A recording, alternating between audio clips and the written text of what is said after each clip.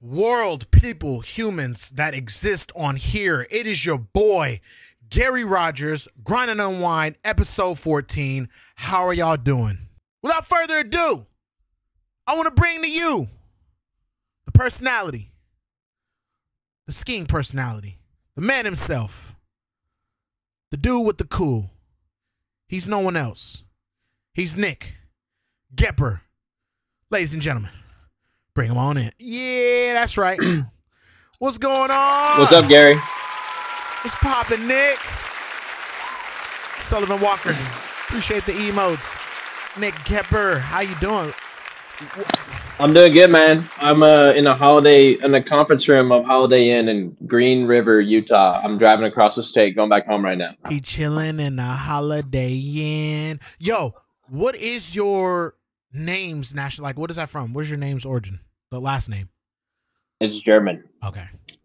Cool. So, and then also, you say you traveling. How is that right now? Is it snowing? Is it crazy? How's the weather where you at? No, it's not too bad. I mean, pretty. All the snow was like the last few days. Colorado got hit heavy, but it went away. So the drive here was pretty mellow. And you say you're from Colorado? No, I'm from Cincinnati originally, but I live in Salt Lake City. Oh, okay. Fire. Okay, Cincinnati, Ohio. You a Bengals fan? Mm-hmm. Yeah. Yes, sir. Well, that's been an up and down life, hasn't it? Yeah, it's been an up and down. They're pretty good in like the 2000s when I was young, and recently, you know, they made some news, you know, a couple years ago, but they're in the fight. Are we a sports guy? Were we into sports at all coming up? Yeah, big sports guy. Swimming, soccer, baseball, football, skate, BMX, ski, did them all. Rollerblade. I'm not gonna lie, Nick. Your shoulders you look like an MMA fighter. Like when you sit up close. I'm leaning on this table. Nah, but it look even the lean. That lean in the Polaris shirt looked like you just came from one. Mm-hmm. You remember them shows when they used to find the next MMA dude? Like he was like competing to be in the UFC. You look like he was like that lean was like. I'm like a Dorito chip upside down.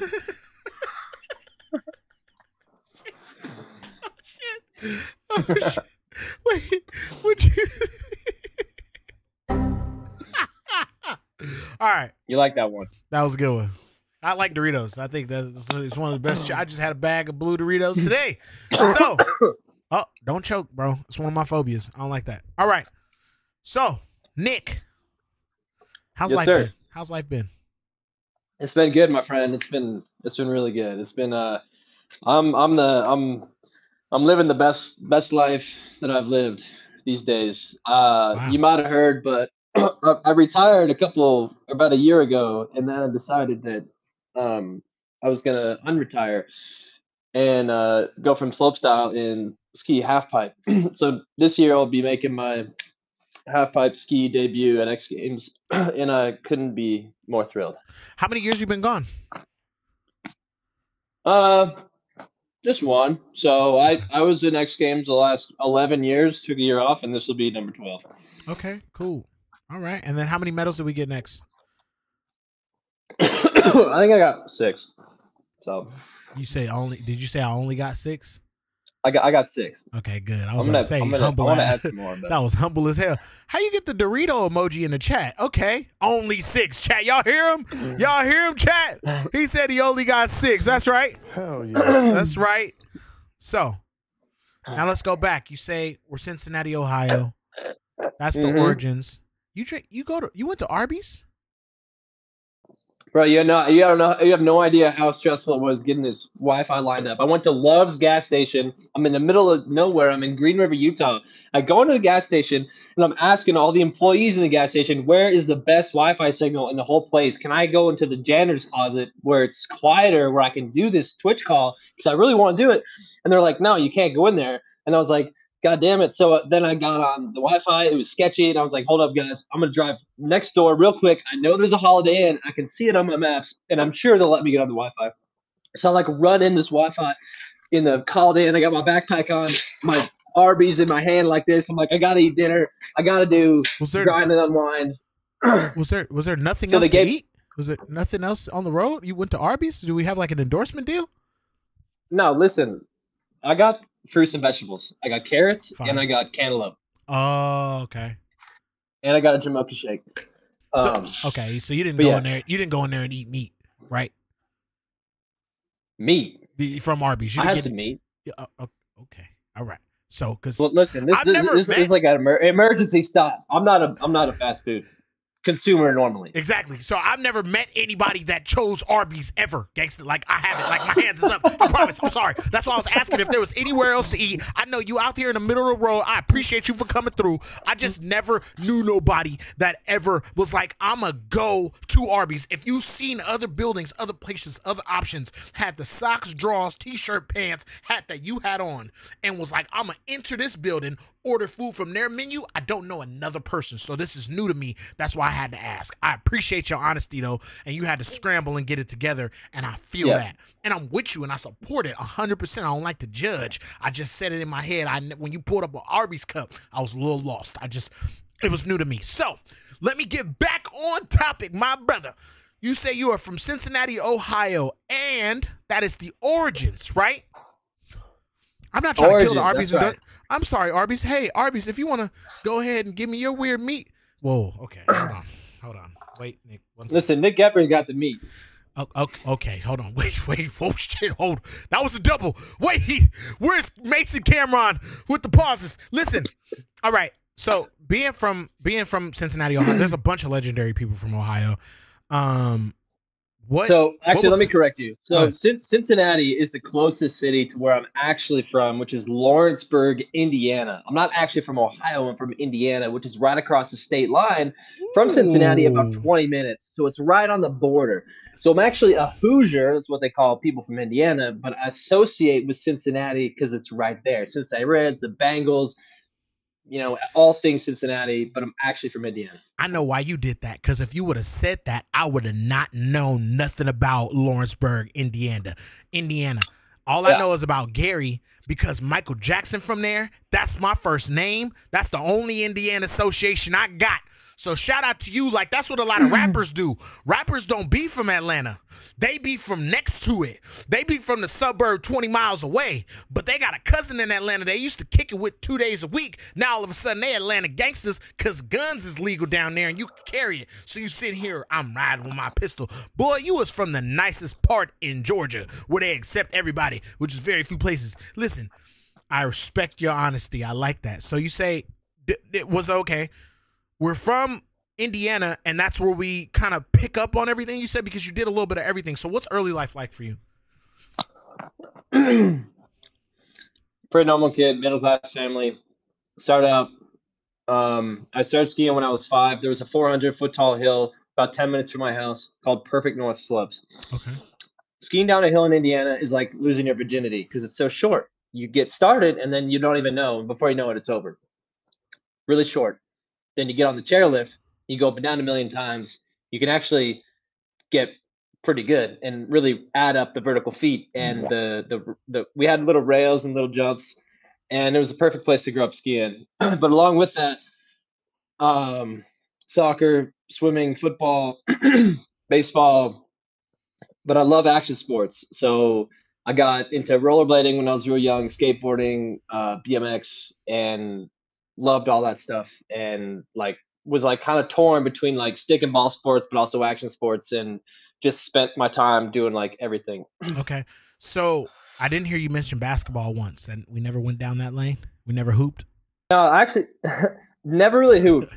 I didn't really understand the game. My dad was a basketball referee, actually. Oh wow. And I think he always wanted one of his 4 kids to play, but none of us ever played.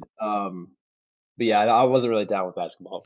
Okay, that's cool. But okay, and then another thing. It's too much thinking. It is. It's a lot. The real way to get good at it is a lot of thinking. Yeah. So, okay, you're doing everything. You're so extracurricular. It seems like you're like, yo, whatever I can learn to do, I'm gonna try. What is that inspiration? You said that you're one of 4. So was anybody like a lead? Are you the oldest, the middle? Like what? How do you get in I'm the oldest. How do you? Oh, okay. So were you just trying to? I'm the oldest.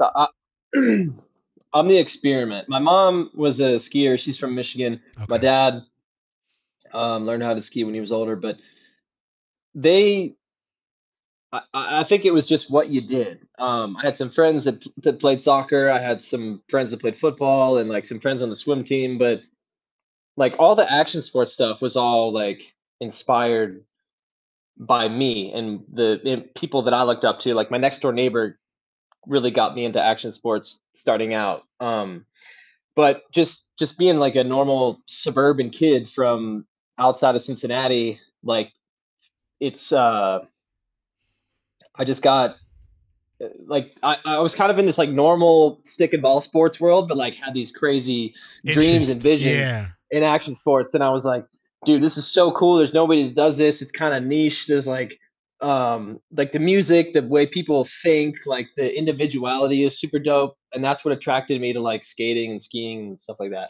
What was that first skate park? Because it seems like skating was kind of like the starter, or where you just simultaneously always had it and would like interchange at the house, go to the skate park or go out front, grab the bike, grab the board. Like which one was the first one that you latched onto? Rollerblading was the first one. Okay. So my neighbor got me on blades for the first time. And then as through the years, like I raced BMX for 1 year, got like the fundamentals on the bike. I skateboarded a shitload. I rollerbladed. I'm probably like the best and enjoyed the. How long was the skateboarding venture for? I mean, it's still going. I still skate. I had a mini ramp in my backyard in my house in Salt Lake. It's like 5 foot. Hey, yo, let's get it. Let's get it. So blading's first. That's introduced. How old are you when you get on the blades? Like 10, 11 years old. Okay, so you kid. It happens. It's all good. I'm just so that's introduced to you, and then we learn how to ride a bike, and then you say you only do it for a year to get the fundamentals. Are you really interested in just making sure you can do something like at a good potential? Like do you try it so you can like be like, okay, I understand this? Is that what the biking thing was about? No, I just wanted to do tricks. And BMX racing is cool. Yeah, because racing, that's what I'm saying. Racing is still very competitive. That's why I was like wondering, like maybe it. Yeah. Okay, so you just really wanted to. No, I'm hella competitive, and I'm probably the most competitive with myself. And with all this stuff like blading, skating, biking, skiing, I just wanted to do tricks. I wanted to grind shit. I wanted to jump on stuff. And like racing is cool because it like it taught you the fundamentals of biking, but I started doing tricks on my blades and like on my skateboard and stuff. And then that's when terrain parks started to become popular at ski resorts. Perfect, the place on the street for me started to build like a few small jumps and a couple rails. And then I was like, oh damn, you can do the tricks that you can do on like blades and skateboards and bikes. You can do them on snow, on skis. Yeah. And you can go way faster and way bigger. Yeah. And it's like so insane. Like the feeling and the sensation of that was so new and cool. So that adrenaline was met like almost immediately because you got to get literally the ultimate goal in that. It's like, oh, I can fly. I could go out further and bigger than I could in the other terrain. Like this is what I'm gonna stick with. This is it for me. And what age is that mental decision? Probably like 10 or 11 years old. I was like, I can go. It's not concrete. It doesn't hurt as bad if I fall on it. I can go way faster. I can go way bigger. And it feels like, I feel like just cool because nobody at school was doing this. There was like a small group of homies at the resort that were into park, like skiing and snowboarding. And I was like, this is cool. This like little culture, this little group like is dope to be a part of because I feel like I'm in this like kind of cool thing. And that also attracted me. Damn, bro. Wow. Okay, and then when you said that mountain was only 400 feet, so it's like, is there even a lift, or do we just walk up? Like, what's the word? No, there's 5 lifts, and then you got a classic rope tow rail park on the side, but five lifts, and they're all different colors: green, purple, and blue. You know, the whole spectrum. Yeah. So, okay, man, we're real young, learning that we want to just fly. And then the neighbor gives you that. Was there any other like TV inspiration or Jeff Hardy, like wrestling? Like what was Any other inspo to give you that? Because that's like a rare, even if you meet a neighbor, right? Like, how does that neighbor make you want to be like, I want to go big? Like, who was that neighbor? Were they? So my neighbor's name was Andy, and he was a only child. He got into blading, and he and his dad, like his dad was like super into building little fun boxes in the driveway. We had a little mini ramp in the backyard. And I was like, oh, cool. Like you can just try a trick on your own for hours and like master it, and you don't have to wait for anybody to like tell you what to do or where to go or any of that stuff. And I was like, I could just teach myself to be a pro in the backyard, and I don't have to wait to do any worry about a skate park or a line or anything.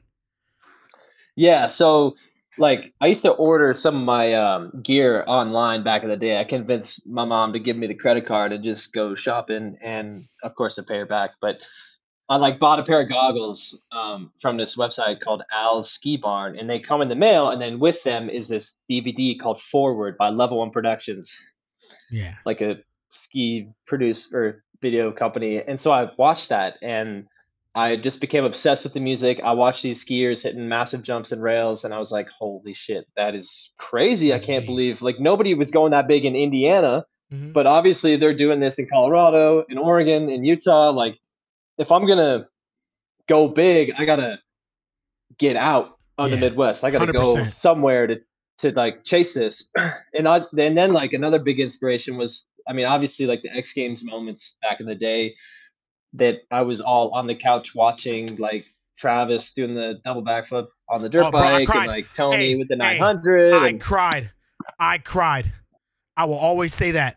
I'll be forgetting. People be asking, like I ask other people what their favorite X Games moment is.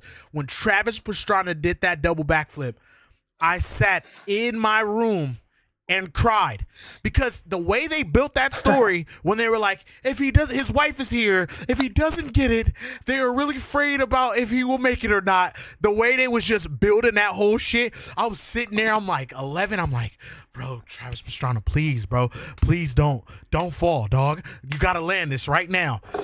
The only thing that broke my heart was when they gave him a 99. Bro, mind you, he wasn't like 199, that was like his number. That should have been the only 100 in X Games history. Would you agree, Nick? Would you agree? Bro, I mean, the moment, those magic moments deserve the right? Just that hundo. Yeah. But I respect, because I asked somebody years later, like, why didn't they get the 100?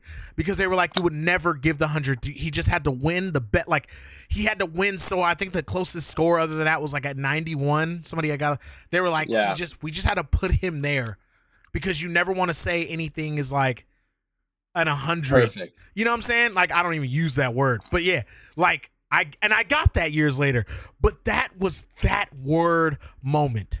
There was nothing better than that. This is some footage of you at 13. Yeah, bro. I think this is like 99% footage right here. Are you watching this? This from Indiana. This is Indiana skiing. It's that 400 feet. It's that 400-foot mountain. That's 400 feet. Yeah. Well, there's 50 of it right there. All 50 on that box. Yeah. Look, exactly. But yeah, bro, I had to give that story off, because literally when that happened, I was like so engaged in the television, ready for that. Now, I didn't see Tony's 9, but yeah. So you were saying those are a couple of your moments. This inspired you. You had to move away. You had to get out. You thought you had to go chase it elsewhere. And like I always imagined, even when I was a kid, like when I was 14 years old, I always imagined I had this big like quest that I was gonna go on, or this big something. I was meant for something greater. Like, as cliche as that sounds, like you know. And I feel you. I'm here, bro. You can go into depth with that. I understand. Like you're saying, like it didn't seem like you were supposed to be this smaller town Indiana kid. You felt not at all. You felt like I have to be a world-renowned, respected name in my field. You felt this at 14? You felt greatness. Oh yeah, dude. At 14, at 15 years old. At 15 years old, I remember sitting on my bed with my mom at my side. She's like caressing my back, trying to make me feel better. and I'm literally crying because I want the ski dream to happen so hard.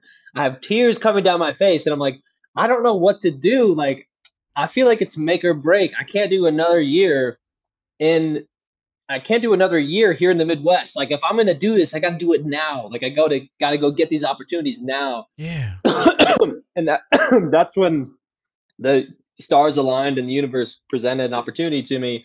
And I went to a ski academy called Windell's Academy out at Mount Hood in Portland when I Yeah. was 15, on a full scholarship. Didn't cost me a nickel, which was insane. So that's where I spent the next 3 years finishing my high school and like climbing the ranks in Mount Hood, which was dope. Yeah, bro. Shout out to Mount Hood. I love that mountain. That's a beast place. Wow, bro. I And I mean, don't know if I was just lucky. I don't know if that was like my first major big break, and I don't know if I was just lucky or if I swear, spoke like that into 2 years, existence type shit. I just wanted it and wanted it and wanted it and wanted it. It was like, this is my future, and call it luck or just call it like, I don't know what to call Straight it, passion at the same time. It's like it was like the whole idea. Nobody had ever chased it in your family, or you're super young wanting the, like, being young wanting greatness for yourself, bro, is like kind of rare. Some people get into an adult state when they realize, like, I don't belong in this job. I'm not supposed to sit in this cubicle. I'm meant for more than this. That's when most people get their ventures. Like, when you're in high school, you're like, all right, well, at least I got to finish this and then I can think for myself, you know? Unless you're like a singer and or actor. Those kids are just like, well, I'm just great, but they're kind of forced to be great.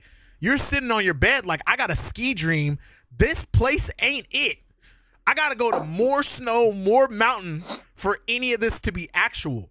Bro, Yeah. that's top notch. That's top notch inspiration right there. I love that. So you go over to Portland. You're there for a little bit. You're 15, you said, right?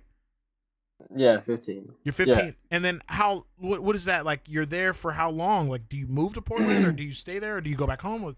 So my parents and my family stayed in the Midwest, but I go to Portland and I enroll in this school, which is a brand new school. There's only like 10 students or something, and we're all like in the middle of basically like the rainforest in Oregon during the wintertime. It like the sun never comes out, but like there's a bunch of snow up on Mount Hood. So we Yeah. ski to Hood a lot. And I did all my school online on the internet for 4 hours a day, Oh, wow. and then would ski the next 4 hours during the day. But it was at that time that I started to get exposure to like more contests out like in the West. So like in California, like the Gatorade Free Flow Tour and the some of the more open events and stuff like that, and kind of like got to be on a bigger stage Mhm. and started to test my metal a little bit more. And then also just got around people that were way better than me, way smarter than me, and had more experience than me. And that helped a lot too. So you say you're around these people. Are we clicking up with these dudes, or are you watching them from afar, being like, "How do you do that?" Or do these people, like, do you befriend these guys? So like I met this coach when I was 16. His name is Mike Hanley, and he's one of my best friends to this day. But he kind of like he was one of my big inspirations when I first moved to Portland, and then also just the kids that I was around. I don't know if you heard of Windell's out near Mount Hood, but like I was literally living on a skate park with trampolines and BMX jumps and like shit that we could ski on when it would snow down low at lower elevations. And I was just like living in this little action sports paradise World, yeah. and it was perfect because like anything that could slide or had wheels on it, like we were doing every single day, even if we weren't skiing. Mhm. And so, and then I was just like surrounded by people who were really good. Um, some select people that were really good at what they did, and also just traveling. I got to travel more. So like we go to Colorado, we go to California, we go to Whistler, and just getting around and being exposed to people who are really damn good All at at skiing and like 16, what I wanted to do. left home at And 15.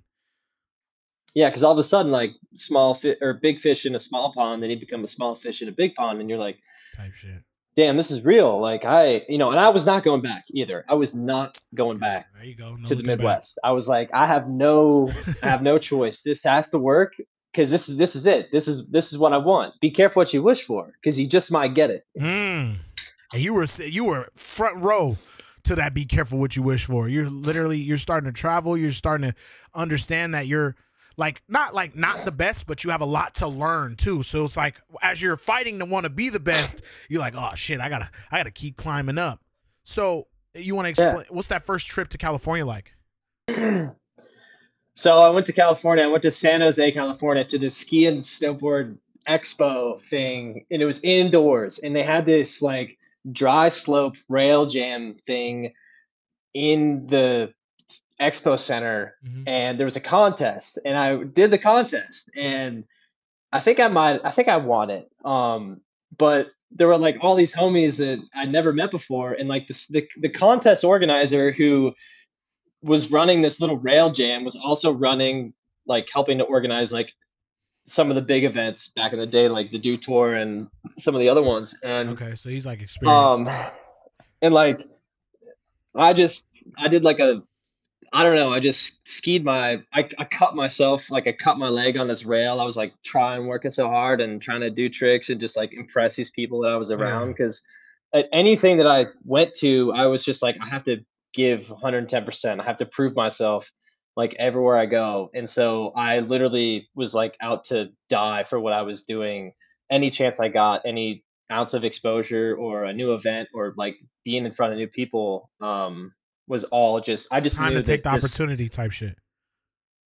exactly. And I think like a lot of people don't realize like when they have that opportunity. And I think at that time I was like, this is my even though we're in some like dusty expo center in San Jose on skiing on carpet, like this is where I prove myself right here. Damn. the So this other is this the other thing go ahead. the other thing that's dope about being based in Mount Hood is Mount Hood, like you can ski on Mount Hood like 200 days a year. So we Yeah, I were heard it's basically skiing from October to like the following August, and just being on snow so much just helped develop like yeah, so many bro. skills, and it also like kind of helped your like relationship with the sport too, because you could there's such thing as doing something too much and getting burnt out. And I think being able to do something like so much all the time was like dope in one way, but then also kind of maybe taught us or taught me to like want to step back and like take a break. And just because I can go doesn't mean I have to. Ooh. Yeah, because a lot of people battle winter that are in the snowboard ski field, like for where they live. They have to wait till it's a great snow day to even do it. So if you're in somewhere like Mount Hood, where, like you said, 200 days a year, that's 7 months out of the year, you or 6, 7 months out of the year, you have snow. So that's like Yeah. that's all you could ask for. Do you know what moment gave you the step back type of thing? Obviously, you said do it too much, but like, what did anything in particular give you that? I don't think so. It's something I've battled with my whole life Okay. because even like I was battling with it today. I'm in Colorado. Do I stay and ski one more day? I really want to, but also I think I need a break. I don't know. I don't know what the best thing to do is. I'm always because when you're like me, like you just wanna you just want to go all the time and never feel like you're missing out or you're not like maxing out potential or that's kind of like this hamster wheel that spins in my head. Yeah. And it's like what makes you great in one way, but in the other way it can kind of like be detrimental. And that's one of the reasons why I retired from slopestyle last year, is because like I'm not having fun, I'm not fulfilled, like this isn't stoking me out anymore, so I got to step back from this. And just like I don't ski much when I'm in Utah anymore. Like I got a lot of homies that hit me up to go ski, but I barely do it when I'm home, just because when I'm home, I like to be home. Type shit. And I feel that, bro. I like to chill. Like Feet and then when up. I leave Good. to go exactly, and then when I leave to go ski, I'm like that much more hungry than if I was just skiing like all the time. And I just think after doing this for a while, I'm almost 30 years old. You figure that out. You got to like calculate it a little bit. Drunken Guard asks, what's Goepper's favorite ice cream flavor? Chocolate. I'm a pretty simple guy. There you go. Chocolate. I respect it. Now, to kind of reflect back onto how much you do something, we got a stat here that you will be the oldest contestant on Halfpipe this year. So I guess there's like this whole super young generation. Oldest first time contestant. Oldest first time contestant. Okay, cool. So you're not just the oldest. You like it's the oldest to be new at it. Like somebody that's never done it before. Okay, cool. Sorry, I didn't want to like single you out as OG. You feel me? Sometimes we love our OG status, and then I get it though. Yeah. But so you want to talk about that? I also love my OG status. Yeah, facts. For sure. Hey. I love it. Listen, bro, I'll be 30 in March. Every year is another year to prove him wrong. That's what I think. Ooh, tell him, Nick. Tell him that. Hold on, wait, hold on. I got to play. Stop playing with him, bruh. You heard this mother. Daddy, chill. Oh shit, that was the wrong one. Hold on. Yeah.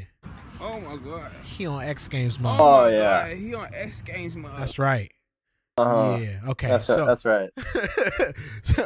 I don't know why I pricked that. Yeah, I think it's sick. Like some of my favorite athletes are the ones that have had longevity, and like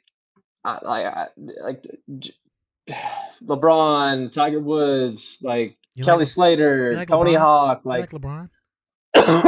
Listen, I'm just naming people who have longevities in their career. Hey, I'm not like a big basketball fan, but you feel me. Just give me a second. Do you like LeBron? Yes or no?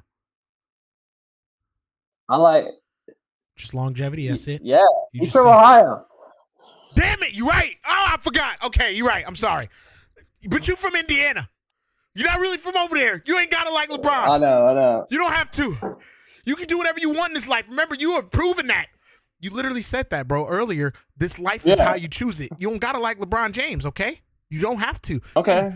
But as far as, to take it to a serious note, actually, one more joking mode. I just need one more joking moment. Yeah, just throw one in there. What the hell what are you doing? Whose bike is that? Right there? That's not my bike. How do you get that bike? It was just laying around. I didn't steal it. I put it back. How you get that bike? I just wanted to know how you got that bike. I thought it was going to be harder to ride. It was actually pretty easy to ride. Okay. See, now we're back to normal. Yeah. So you say you're focused on the people that have had longevity and long time dominance. That's one thing I can respect about LeBron. He had a stat the other day that said he's played 35% of all NBA players since the NBA started 75 years ago. And when I seen that was probably one of the most astonishing. And I don't respect this guy's game at all. Like, I wish he just was banned from the NBA forever. And that would be a breaking news story. Fair. You feel me? That's just like what I think did. And I don't feel like that about anyone else on the planet except him. But the fact that I got that stat and like that, just that level of like being in the league for 21 years and keeping up that level of gameplay for that long and everybody believing in him early and him exceeding all those things, there's a pretty good accolades. So you yourself believing in the longevity and getting David Beckham's another one. So David's beast. Listen, but at some point, like these guys who are older, you have to wonder, why are they still doing it? Yeah, Tom Brady made me think about that every day. There's reasons, but hopefully and probably they love him. And so, like, I look at my career, as a competitive skier, I've done a shitload of X Games, a bunch of Olympics. I'll be 30 in March. My body still feels like I'm 20 years old. Like, I've been sober for like 8 years now. All I eat is, pretty good food. Oh, Arby's. I'll go to Arby's like once in a decade when I'm doing on the Grind and Unwind with X Games.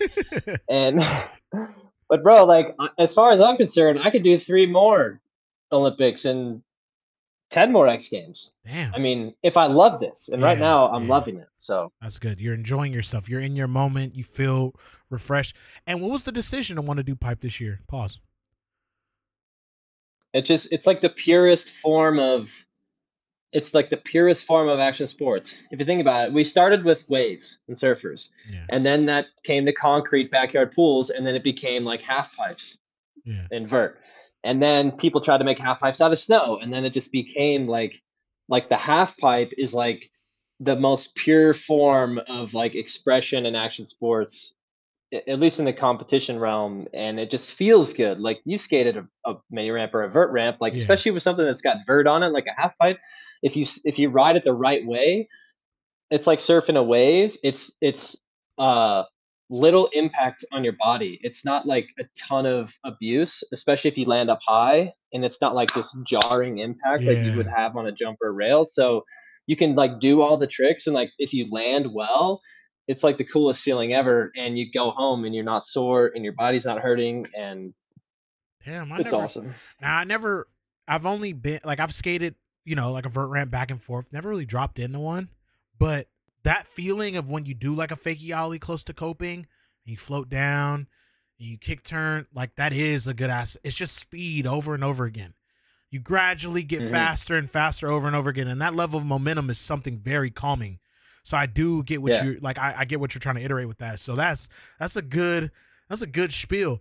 But also in the street too, like Shane O'Neill, Paul Rodriguez, like these dudes are in their early to mid 30s, and they're still crushing it at the highest level. Yeah, and facts. Street is way more impact than So vert. much more impact, bro. Oh my goodness, these dudes' bodies, the ice baths they got to take, the stretching they got to do, the medicine they got to be on, is just because it's like you kind of beat yourself up. But then you got Tony breaking his femur, but like, and this is another thing too, kids, people, world. I want you to understand one thing. If you watch anybody on a half pipe, that is not the easy form of the thing that they're doing. Like a half pipe, a vert ramp, as slept on as it is in the level of respect for skateboarding, is not an easy thing to do. It's not easy to go in the air. It is not easy to hit those grinds on coping just because they have the pads and the helmets. So I've never really I tried to carve a vert ramp or a half pipe on a snowboard. It hit the flow. I don't get it yet. So I'm still working on that. I did like a couple front sides, and then I would like try to get to the other side, and I would like mess up. Like it doesn't feel right yet. So I'm going to try to figure that out. But the fact that you're doing this, and this, like you say, kind of later in your career, is just like you're trying to make sure you can get longevity with this one. So you're going to do, like, pipe will be what you carry out, or you just want to try it this time? Every decision I make is this going to be fun? Like I'm not like, I admire people that have longevity and all that stuff, like all those, like all that like objective criteria that I just talked about. But like for yourself, that's like, not really. I can't like my goal is to not have a long career. My goal is, that's not like, my goal is to love what I'm doing and enjoy every second of it. Okay. And that's why I quit a year ago. I was like, I don't love this, and I'm not going to lie to people and accept contracts and sponsors and get invited to events if I'm not loving it, because it's just a disservice to myself and my fans and my sponsors if I go somewhere and I'm not there to have my best effort. And so, like I'm all or nothing, I'm 100% or nothing. So like, if I'm not fully loving what I'm doing, then it's kind of over it. It gets watered down. I'm over it. I feel that. I mean, because I feel like I'm going to be the best human and the contributor to the human race on this earth if I love what I'm doing, because I can make the most impact on that thing. That's how everybody that's doing something professionally should feel, bro. A lot of people feel the exact opposite, where the fuel is the invite. It is the sponsor dollars. That's what's making you get up. And that's probably the most stupid thing on earth. It shouldn't be the check lighting the fuel. Even if you're hungry, missing a meal, I respect you if you're a go-getter and a hustler, but it should be that you love that check feeds your family. It should be that you love that you went out and competed, not like, oh, my sponsors told me I had to if I want to continue to eat, because that's just gross. Like, that's a gross thing. That's like a stigma of like, well, yeah, I was gonna miss this one, but they said if I didn't, I wasn't gonna. And it's like, damn, bro, like who's needed? You or them? It looks like, I mean, they, you're the talent, you're the incredible thing that those CEOs can't do. So you're like, yo, I gotta love that. I gotta contribute to whoever pulled up. Like when they watch me, they know I'm out here like, damn, I love this shit. And if you don't have that feeling, peace type shit, huh? Yeah, exactly. I mean, we're like, when I was 14 years old, I looked up to people who were my idols, and they inspired me. And who were those people? I'm in that Kelly, Travis. like Tom Walsh, Bobby Brown, like Kelly, like I mean, just like they were like gods. Like Which that's Bobby how I Brown? felt. Like they were. But like Whitney and Bobby Brown? No, but he's a god too. I'm talking about Okay. Ski Bobby Brown. Oh shit! All right, I'm sorry, Nick. I was like Bobby. That's every little step Well, I Bobby take. Brown, bro. He loved what he did It's too. my I'm prerogative. sure. Hell yeah, he did. Still to this day, Bobby Brown Yeah. might be crazy as shit, but he loved himself, his life, and his wife. I'll tell you that right now. Shout out Bobby Brown. Yeah. Shout out Bobby Brown. But yeah, go. So you're talking about skiing. Bobby Brown is like these people that you looked up to. Continue. My bad, brother. Go ahead. Yeah, and I'm in that position now. Like I know there's kids that look up to me. I know there's adults that look up to me, and I've got like this insane opportunity right now to keep doing this thing that I love to do, and also like put out and inspire on a world stage. And you know, that's all. Like all this stuff is cool, but again, it's like if I'm not loving it, then it's not worth it. But I'm loving every second of it right now. So. That's good, man. So this buddy's from the Grand Prix in Copper Mountain a few weeks ago. It was my first half pipe contest. It was my little homie Ben. He's 17, and this is kid that I mentor. I got a little brother, so I love like mentoring the little kids and kind of, you know, putting a head under my shoulder and giving him a noogie every once in a while. It's good for him, you know. Yeah, exactly. Show them that tough love, but also give them those levels of inspiration to make sure that they're dedicated to this as well. Yeah. That's beast, man. That's like good mentorship, man. That shit is missing. There's just a lot of guys like be good at this so you can get paid. Like there's not people actually like telling kids knowledge or sharing real stories with them. You know, I also wanted to like kind of ask you, like you kind of went and it seems like you changed yourself because you left social media for a little bit, right? Is that like what I'm hearing? Like you kind of went through like a hiatus where you were like, dude, I'm over this as well. What was behind that? What's the story behind that? Yeah, so man, the last 5 or 6 years, I got really comfortable because I didn't have to do a whole lot of like, I didn't have to promote myself that much because I was skiing good. I had sponsors. I was getting paid. All my bills were good. Like I was setting myself up. And also like social media, a little bird told me that you might not, you have feel a certain way about social media, and it can just get overwhelming at times, and like you don't want to go on there and just get unhappy because everyone else is so much happier and so much better looking than you, and so you just want to be off it completely. And it took a toll on my mental health, and I just checked out. I was like, I don't want to do this anymore. I'll post for my sponsors or the few that I have left, and like I don't want to commit myself to this. But after a while, you know, us as action sports athletes, like we are assets to the brands that sponsor us, and ultimately like we have to do some marketing of ourselves and for them, like if we want to eat, if we want to get paid. So then I was like, fuck it, like I'll take a whole 180 approach, and like I'm going to treat this social media in a way that I never have before, and just completely unapologetically be myself and say what I think, especially after like most of my sponsors left after last year, after I retired. I'm like, I've got this opportunity just to like do whatever the hell I want, and that's what I'm gonna do. So, you know, now instead of it being like this chore, it's like I'm gonna post whatever I want to post, what I think is funny, or like an opinion or something, and like that's me. Like whoever, if I get more sponsors in the future, which I will, I want them to be partnering with Nick Goepper for who Nick Goepper is. You know, get behind the energy. I don't want to get behind the energy, not the talent. Like not just the talent. Get behind the actual energy of who you are. Your being. Support the being more than like what you saw on television or what you were on a podium. Basically, it's like when you get here, don't want my photo finish. Want before I woke up, like want what I walked out the house like type shit. I get that too. That's a good, you know, the people that actually have that and those type of sponsors do way better than the podium guys, because one day somebody comes in and does better than you, and then it looks like you fell off instead of people that actually are just supporting what you do as a human. So I understand that you may, yes, and that was my same thing, but it was never a mental health checkout. It was that social media is playing a game with everybody and nobody realizes it. The moment that they Oh, changed, for sure. yeah, For sure. bro. It's like, see, you get it too. Like I see that And smile. I'm behind the curtain now. Now I'm like, Yeah, yo, now I'm you playing get this it. Hey, game look, now. see, Like, my boy, I'm you gave me that playing. good smile. Let you know that you know exactly what I'm talking about. It's a game, Oh yeah. and everybody's playing it, and I refuse.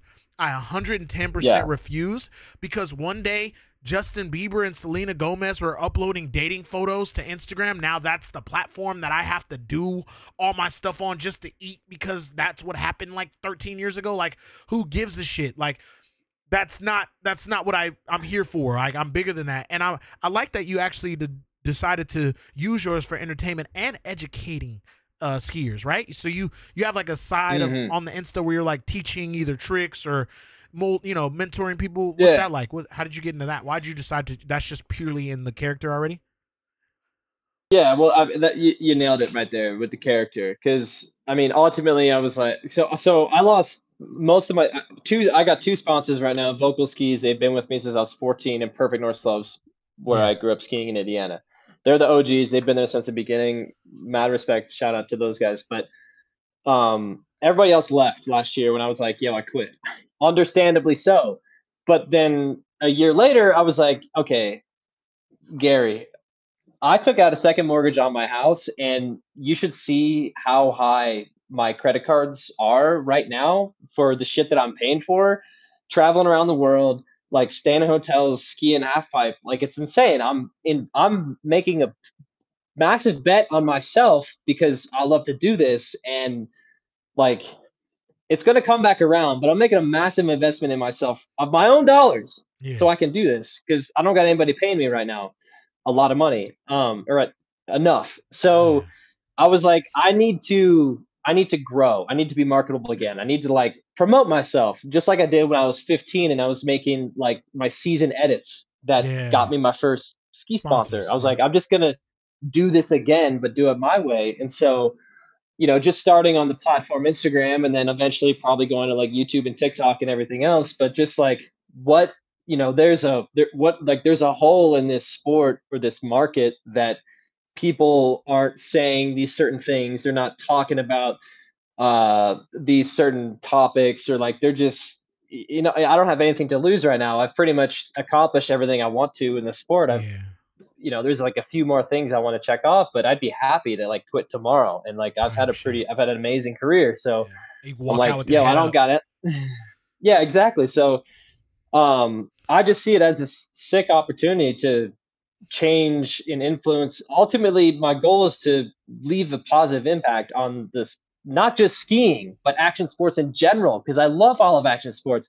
BMX, skate, blade, scooter, moto, fucking all of them. Like, not just skiing. I'm not like this. I'm not just in my little cult. That's my problem. We all grind. We all get fucking big air. Like, we all use the same venues and we think the same way. Progression. We want to learn new tricks, blah, blah, blah. And I want to, a rising tide lifts all boats. And if I have the chance to try and, get more people into these sick individual sports. How did you get into that headspace, bro? Because I'm stuck. Like, my skating like life, I was raised by like a bunch of older dudes. So I'm getting better now that I started trying to surf, try to start snowboarding, talking to skiers and things like that. But I was so one-dimensional that skateboarding is just the greatest thing. And I don't have I don't be considering anything that we do a sport because I don't want to be athletes. All athletes end up poor and are only used for their talents. I always wanted to be called what we are. Like, I'm a skateboarder. That's it. I don't want to be an athlete because the athletes are for use. So I hate it when we became sport and athlete. Now I get extreme sport was a good title to get a platform on, the ESPNs and things like that. I get that. But I'm not saying that I'm bagging on what you're saying. I get exactly what you mean. I just always wanted to get to that headspace. Like, could you give any advice for that? It's like I know you just said like we're all wired the same. It's all about landing something. Everything that we set out to do is about landing something. So I get that. But it was so hard for me. Like, when I first was doing my XGames stuff, man, I was like making fun of the dudes a whole bunch, and I'm not realizing like a lot. You feel me? Like, I'm not. Like, it's just like a joke to me. I'm talking like how I did at the skate park instead of the fact that somebody just made it to the television level and they're trying to impress people that are endorsing them so that they can continue to make a living. You know what I'm saying? Like, Yeah. And then now of late, I'm like, I have to support everybody that's like me. Everybody in this building is like I. We all went to a park and went to a place to learn and craft and get and maintain. You know what I'm saying? I have these special abilities. Now, some people are better than the other according to the contest, but truthfully, nobody's better than anyone here. You know what I'm saying? Yeah. Maybe mentally, I some think people might be a little backwards, but go ahead.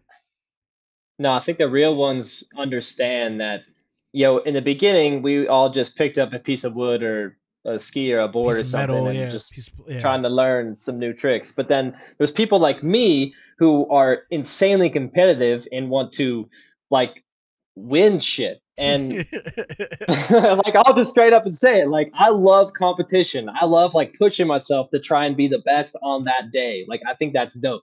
And that brings out like the best feeling of my heart just racing and all the like work that it takes to get there. But it's just having the options. You can film, you can ski for yourself, you can compete, you can do all three.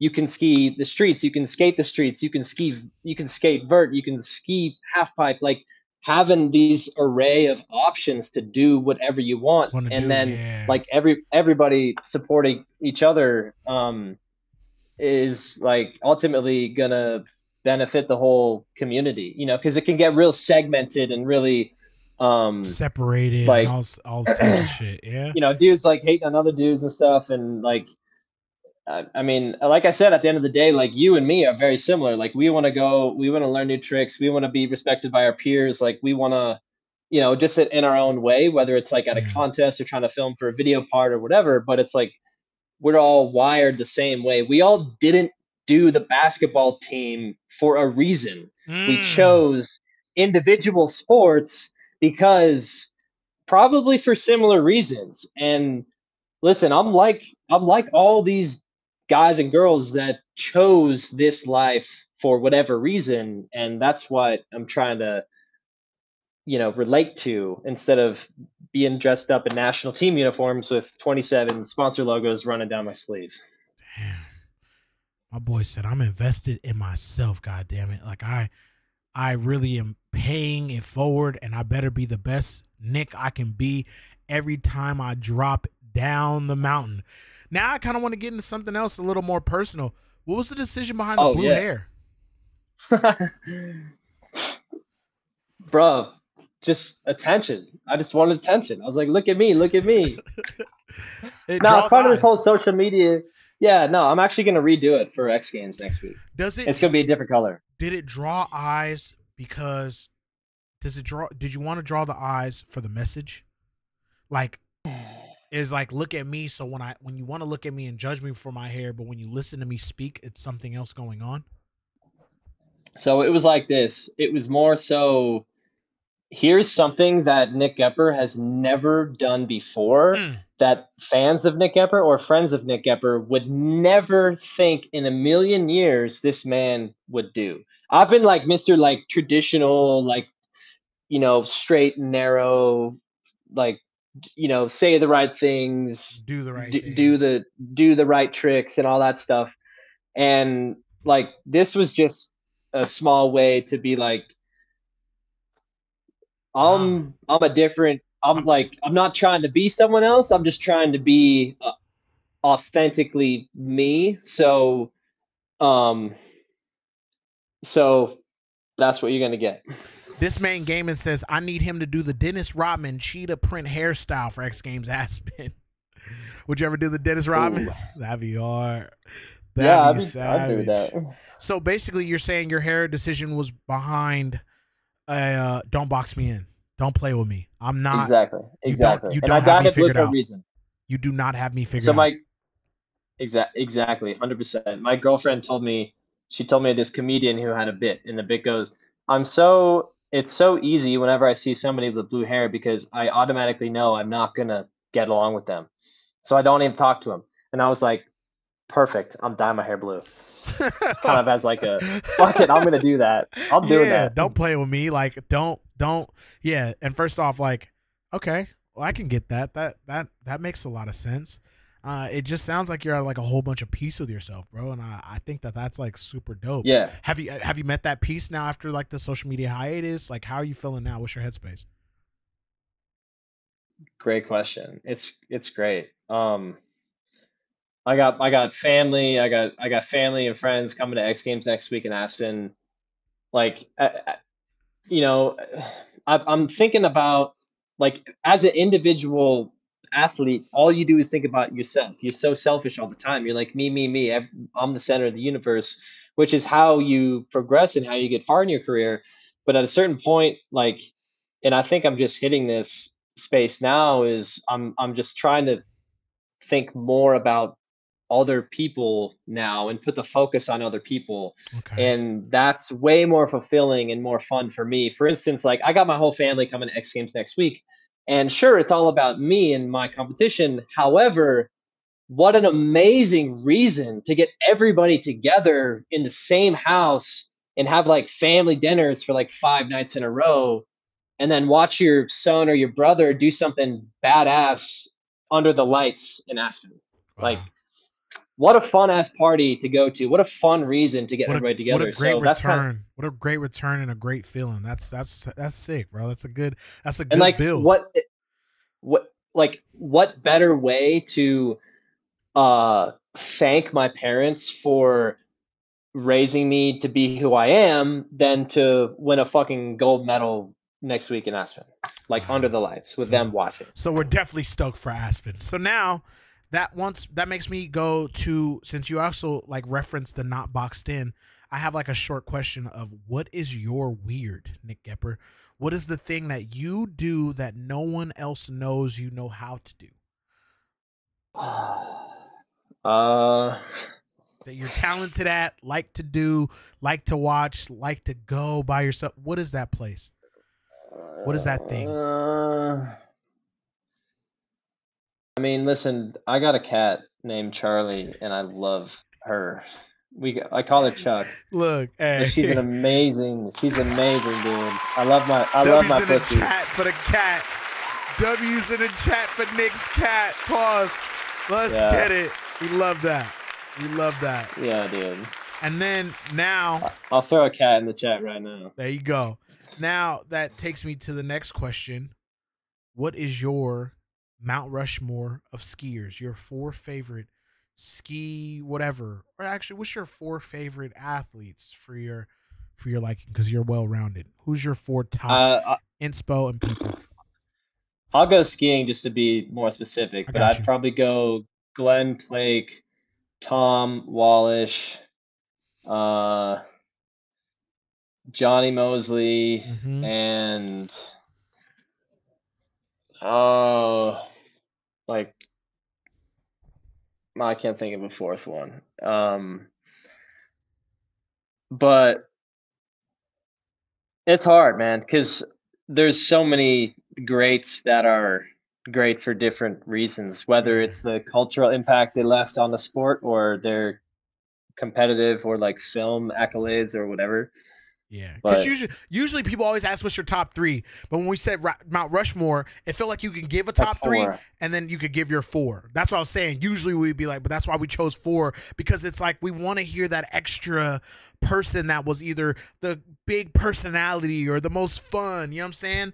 Like, that's why I wanted to try to do a Mount Rushmore. But I do respect your list, so I gotta say, I'm gonna fire in the booth, my guy. That's fire in the booth, my guy. To that 4 right there. Now, Nick, we're going to wrap this up here soon, but I do have a couple more questions for you. I want to ask you, besides the Travis Pastrana moment, what is your favorite X Games moment of all time?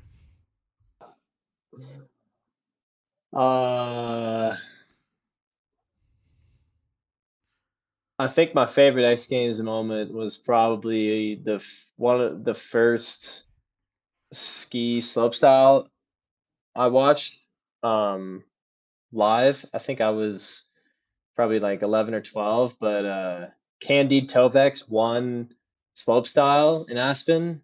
Wow. And I remember that year watching him do that run, and just the way he skied. I was like, I want to do that. That's gonna be me. Oh, that's dope. So, and then also the first time I won X Games, exactly. I was. That's what the hell we was looking for, Nick. That's right. Wait, hold on. That's the wrong one. Hold on. That's what Well, we I was don't know looking that's for. what you wanted, but let me get to that. Damn, son. That's Where'd right. you find this? Fire in the booth. You yourself winning better be one of your top moments. You gotta love that you actually have medaled 6 times. You have 6 incredible moments, but even though I know you want to show love elsewhere because that seems like the human you are, you got 6 great moments yourself, brother. Yeah. But so that's the first time I won, I was with my one of my best friends, Mike, was with me, and this is a man I never thought I would see cry, and he cried right in front of me at the very end of the day, and I was 18, so I was like, wow, this must have been a big deal. Yeah, bro. You know, when them homies start weeping, that's when you know what I'm saying? I remember when the homies weep, when you see people that have done crazy stuff in life, I've seen some real thugs cry before, my boy. So it'd be like a good moment that we all had. You know what I'm saying? Like that's really sick. So it's super genuine. Well, I gotta tell you something. I do something here called 1,000,000 bars every week when I spit a freestyle with chat. So I know you fun. You can rap with me if you want. I'm gonna play a beat, or you can just let me do it. It don't matter. That's how I rap every episode. We'll drop a beat right now. Can you hear the beat? Do you hear the beat? Yes, sir. Yeah. All right, chat. 1,000,000 bars. Yo. Damn. Hey.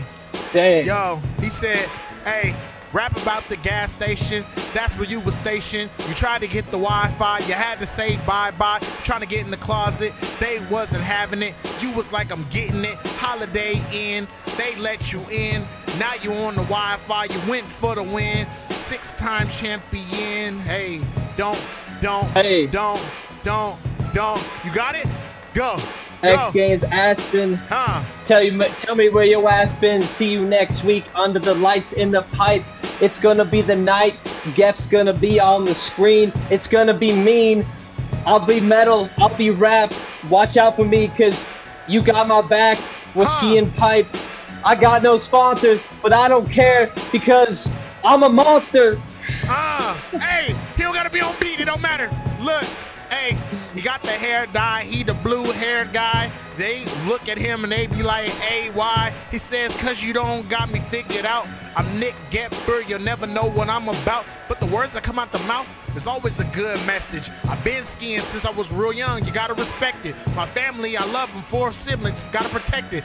And my family coming to Aspen is getting hectic. I hope I win. I hope my night goes night. I hope I, the first time, win on that half pipe. But being the oldest, the OG of the contest, gotta win, gotta spin, gotta be the best. Can't fall, can't let the snow make me a mess. I gotta be every time the best at the contest. I'm too blessed, I'm not stressed. I went over to Oregon. I come from Indiana, not Ohio. I saw Ohio. I said bye, bro. Went to Portland. Got up, my friend. It's too ill. The bro said, daddy chill, got a headache. That's a big mistake, don't fake. He trying to get his 7th medal. He trying to go to 7th heaven. Yeah, with the win. Girls biking with the little bike. He was really in the Insta with the little tyke. And that is it. That is it. That wraps another episode of Grind and Unwind. Wow. I am the best rapper ever in the world. Damn, son. I know I am. I know I'm the best rapper in the world. I know I am. I can't be stopped. I can't be contained. Neither can Nick. He got in freestyle too. Thank you, brother. I appreciate you. Thank you so much. I had to. Look.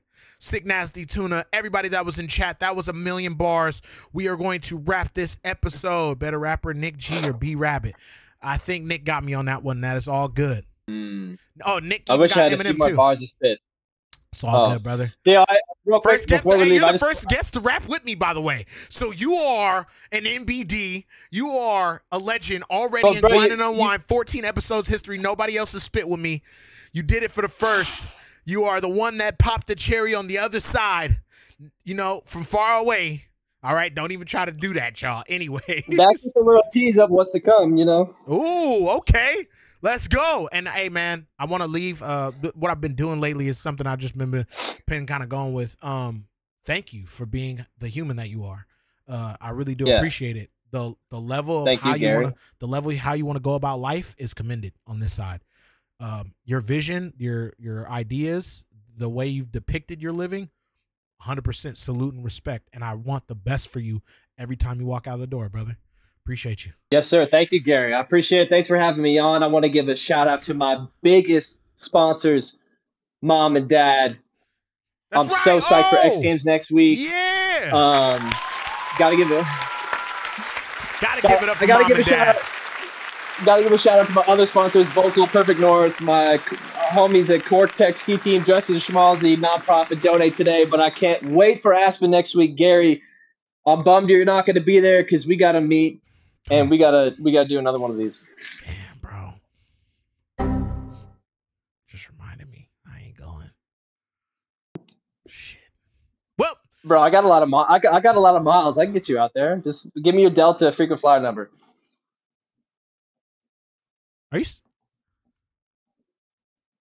Why are you laughing? Are we serious? Don't laugh. Are we for real? Yeah, bro. Oh, we might have to talk. Hey, chat. That wraps another episode of Grind Unwind from Gary Rogers, the illustrious and super talented and very forward-living Nick Goepper. It's a good episode, man. I appreciate you. Everybody, chat, people. Remember, get your Aspen tickets right now. xgamesaspen.com.frontgate tickets. You know what I'm saying? Go ahead. Some // some backslashes, some HTTPS. Cop them tickets. Be out there. Watch Nick try to perform on that half pipe. Hopefully he gets it. My man, my people, this world, all humans, respect. Be yourself. Try to win something, man. Yes, sir. Peace. Thank you, Gary.